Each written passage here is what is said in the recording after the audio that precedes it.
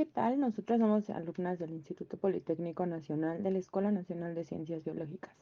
Y el día de hoy, dentro de la materia de Ingeniería en Sistemas Ambientales, les vamos a estar hablando acerca del tratamiento terciario dentro de las plantas de tratamiento de aguas residuales.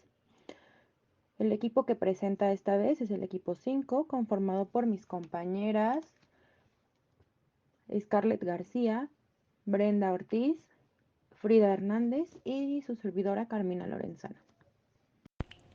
El tratamiento terciario es el conjunto de distintas técnicas y procesos que se llevan a cabo para la eliminación de los contaminantes remanentes de tratamientos anteriores que pueden estar en estado coloidal o suspendido.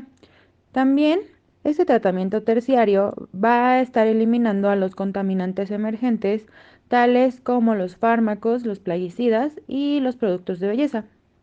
Para elegir las operaciones y equipos adecuados, es necesario conocer qué calidad será requerida para el uso de las aguas tratadas según la legislación actual. Y también va a estar dependiendo del tipo de pretratamiento y los tratamientos primario y secundario que se llevaron a cabo anteriormente en la planta de tratamiento de aguas residuales. En este caso nos vamos a basar en las operaciones de coagulación, absorción, intercambio iónico, filtración y nitrificación. La coagulación es una operación unitaria que se encuentra dentro del proceso terciario en las plantas de tratamiento de aguas residuales y básicamente consta en desestabilizar químicamente a las partículas coloidales que se encuentran suspendidas en las aguas residuales a tratar. Todo esto se logra gracias a la adición de coagulantes químicos junto con la energía de mezclado que es necesaria aplicar para que la concentración de los coagulantes sea la misma en todo el agua residual a tratar, ya que este factor va a estar influyendo directamente al porcentaje de coagulación, por lo que es importante lograr una coagulación completa para la obtención de un agua más limpia. Este proceso de coagulación tiene distintas funciones, entre ellas se tiene que va a estar eliminando la turbidez del agua. A su vez, va a estar disminuyendo la concentración de la materia orgánica, así como la disminución de los microorganismos que se encuentren presentes en las aguas a tratar. Todo esto se da gracias a que se genera un cambio en el campo electromagnético del agua al agregar los coagulantes, lo que va a estar facilitando el agrupamiento de las partículas coloidales al existir un equilibrio químico. Algunos de los coagulantes más usados en las plantas de tratamiento de aguas residuales son el sulfato de aluminio, aluminato de sodio, cloruro de aluminio, cloruro férrico, sulfato férrico y sulfato ferroso. Y por último tenemos a los polielectrolitos, los cuales van a estar funcionando como ayudantes en la desestabilización química. El proceso de coagulación consta de dos etapas. La primera, que es la mezcla rápida, en la cual, como ya se comentó, es necesario aplicar una gran cantidad de energía de mezclado y es una etapa que se tiene que hacer con mucha velocidad para tener una concentración igual en todo el tanque de tratamiento. La segunda etapa, también conocida como floculación o formación de microflóculos, consta en la agitación de la masa coagulada que sirve en el crecimiento y aglomeración de los flóculos recién formados. Todo esto con la finalidad de aumentar el peso y el tamaño de los flóculos para que sedimenten fácilmente. Sin embargo, este proceso es más lento que la etapa 1, ya que la sedimentación de los flocks suele ser más tardada. Al hablar de los equipos que se pueden utilizar dentro del proceso de la coagulación, tenemos que se divide en dos grupos, en los hidráulicos y en los mecánicos. Dentro de los equipos hidráulicos podemos encontrar a los vertederos, al resalte hidráulico, a los mezcladores estáticos y a los difusores. Por otro lado, dentro de los equipos mecánicos vamos a encontrar al mezclador mecánico en línea, al retromezclador y a la bomba dosificadora. Ahora hablaremos del intercambio iónico. El intercambio de iones es un proceso químico reversible en el cual los iones disueltos no deseados que están presentes en el agua se reemplazan por iones con una carga similar. Este intercambio se hace por medio de un polímero de diminutas esferas, las cuales son capaces de intercambiar. Estas esferas se conocen como resinas de intercambio iónico. El proceso de intercambio se produce con el sólido que es la resina y el líquido que es el agua. En el proceso, los compuestos menos deseados se intercambian por aquellos que se consideran más deseables. Estos iones deseables se cargan con el material de la resina y estas se pueden utilizar solas o en conjunto para eliminar los contaminantes iónicos del agua. Pero, ¿qué contaminantes se elimina? En su mayoría de veces, el objetivo principal en la purificación del agua es el de ablandar el agua para eliminar el contenido mineral. Esto se debe a que los cationes de sodio son intercambiados por de calcio y magnesio, los cuales son más fuertes. También sirve para desionización y desinfección de la misma. Ahora vamos a ver sus ventajas y desventajas. Este es un proceso muy efectivo, de hecho cuenta con el 90% de eficiencia y sus principales ventajas son que las resinas son muy estables químicamente, son de larga duración y de fácil regeneración. Cuando no se puede intercambiar iones por más tiempo, la resina debe ser regenerada a su condición inicial. Las sustancias utilizadas pueden incluir cloruro de sodio. Incluso hay resinas especializadas y se han diseñado para diversos contaminantes, incluyendo el boro, perclorato y uranio. Filtración. Este es un método de tratamiento donde las partículas sólidas que se encuentran en un fluido se separan a través de un lecho poroso, donde permite el paso del fluido y retiene las partículas. El método más utilizado en el tratamiento de aguas residuales y de agua potable es la filtración mediante membranas, el cual es un método que consiste en forzar el paso del líquido a filtrar a través de una membrana instalada sobre un soporte sólido, donde mediante membranas semipermeables se realiza el proceso de separación de mezclas que permiten, mediante presión, filtrar el recurso y retener los residuos contaminantes en la membrana del filtro. Los equipos van a estar adaptados de acuerdo al tamaño de partícula que se desea separar, por lo que se puede dividir de la siguiente manera: en microfiltración, donde se retienen partículas en suspensión con tamaño dentro del rango de 0.1 milímetros a 10 milímetros, dejando pasar las partículas de dimensiones menores. Ultrafiltración. Con estas membranas se logra separar y concentrar proteínas, desinfectar el agua, reteniendo bacterias y virus, etc. Nanofiltración. Este tipo de filtración es utilizada para concentrar compuestos orgánicos y para desmineralizar particularmente solventes. Ósmosis inversa.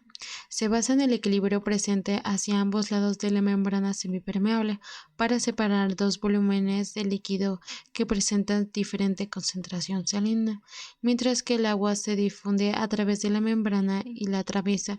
Los iones disueltos no pueden hacerlo y quedan retenidos en el filtro. Los contaminantes que elimina son los sólidos suspendidos totales, la DBO y algunos patógenos. El caudal que maneja son 4 litros por hora y trata hasta 90.000 metros cúbicos por día. Las ventajas de la filtración son la variedad de filtros, la calidad elevada, la eficiencia de un 90%, un bajo requisito de energía y espacio, y la operación y manejo son sencillos. Con respecto a las desventajas son que durante la filtración los granos del medio filtrante retienen las partículas hasta obstruir el paso del flujo, por lo que se requiere ser lavados periódicamente. Hay un costo elevado y si no se hace el mantenimiento correcto puede ser un foco de bacterias. También hay grandes áreas de operación. Puede utilizarse en el tratamiento de agua potable, en lixiviado de plantas de tratamiento, en remoción de metales pesados, en tratamiento de aguas residuales municipales, en obtención de aguas desalinizadas, etc. El siguiente tratamiento del que vamos a hablar es la nitrificación. Pero, ¿qué es la nitrificación? Bueno, la nitrificación es el primer paso en la eliminación del nitrógeno en las aguas residuales. En este tratamiento es muy importante dos bacterias, las nitrosomas y las nitrobacter. Podemos separar la nitrificación en dos fases. La fase 1, o también llamada como nitritación, es el paso del ion amonio a nitritos, en el cual se utiliza la bacteria de la nitrosoma. Mientras que en el segundo paso, o la fase 2, llamada nitratación, es el paso de nitritos a nitratos, en el cual se utiliza la bacteria de nitrobacter. Este proceso elimina el nitrógeno, materia orgánica y reduce malos olores en las aguas residuales. El caudal que maneja es de 40 litros por segundo y trata aproximadamente 900.000 galones por día. Para los equipos que son utilizados dentro del proceso de la nitrificación, tenemos que va a estar dependiendo de acuerdo a la organización y el diseño que se tenga para la planta de tratamientos de aguas residuales, en específico para el proceso terciario, que es en el que nos estamos basando. Sin embargo, a continuación les menciono algunos de los equipos que se ocupan con mayor frecuencia dentro de estas plantas, que son el tanque anaerobio y el tanque aerobio, el clarificador, un tanque oxigenador, los aereadores, el cárcamo en el cual se va a estar depositando el agua a tratar, los tanques de lodos y por último el canal de oxidación. Es importante mencionar que pueden existir dos tipos de configuraciones para este proceso de la nitrificación. La primera, que sería para nitrificación preanóxica, y el segundo, que sería para la nitrificación postanóxica. La aplicación de este proceso es para la eliminación de nitrógeno en aguas residuales, en tratamiento de desechos de agricultura y bioremediación. La nitrificación tiene algunas ventajas y desventajas. Por ejemplo, en el área de ventajas, tenemos la reducción a las emisiones de gases invernadero, no hay como tal una aportación de oxígeno en nuestro tratamiento, que significa que no se necesita oxígeno para poder llevar a cabo este tratamiento. Reducción de malos olores y también los costos en el tratamiento y operación son menores a comparación de otros. Sin embargo, tenemos diferentes desventajas o inconvenientes. Por ejemplo, a pesar de que los costos de operación son menores, los costos de inversión son muy altos. Hay necesidad de control debido a que tiene una sensibilidad muy grande a la presencia de tóxicos inhibidores, además de que no hay como tal un cierre en el ciclo de nitrógeno. La eficiencia. Para la eficiencia influyen muchos factores. Los principales son el pH, la alcalinidad, la temperatura, la concentración de oxígeno disuelto y también influye mucho el tipo de agua, ya sea agua residual, agua doméstica, sintética, municipal, etc. También el tipo de reacción influye mucho en esta eficiencia. Sin embargo, para este caso es más del 85%.